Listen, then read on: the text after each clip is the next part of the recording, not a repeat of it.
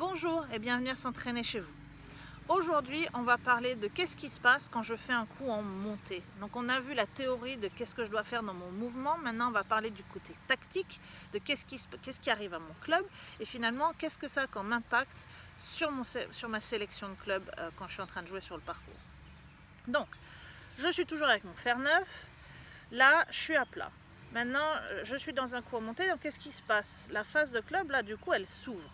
On est clairement en train de s'ouvrir. Mon fer neuf vient de se transformer en pitch and wedge.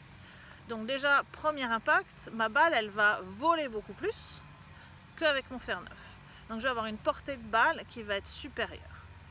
Deuxièmement, vu que la phase de club est ouverte, d'accord, je vais avoir un angle d'attaque différent. Probablement que je vais aller moins loin. Donc, quand je suis en montée, on vous donne souvent cette idée de dire oui, rajoutez à peu près 10% de distance parce qu'en fait, vu que le vol de la balle, en fait, ça c'est le sol et ça c'est vous, la balle normalement elle fait comme ça, d'accord? Sauf que là, vu que la cible est en montée, elle est ici, bah, du coup elle va arriver, elle va s'arrêter un peu plus courte alors que normalement elle serait ici. Donc vous rajoutez 10%, donc j'avais 100 mètres, maintenant j'ai 110. Ok, donc du coup on va dire que je prends mon club de 110 au lieu de prendre mon club de 100. Première adaptation. Mais il y a une deuxième adaptation à faire, c'est que là maintenant j'ai ma phase de club qui est ouverte.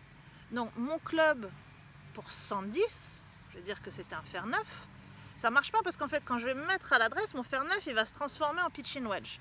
Donc non seulement je vais pas prendre un fer neuf, mais je vais probablement prendre un fer 8 ou un fer 7 pour que ce club se transforme en fait en fer neuf. Donc si je reprends, il y a deux adaptations à faire. Premièrement, prendre en compte le fait que le club que je vais jouer va s'ouvrir, donc il va changer de degré, donc ça va plus être le même. Donc mon fer neuf va se transformer en pitch and wedge.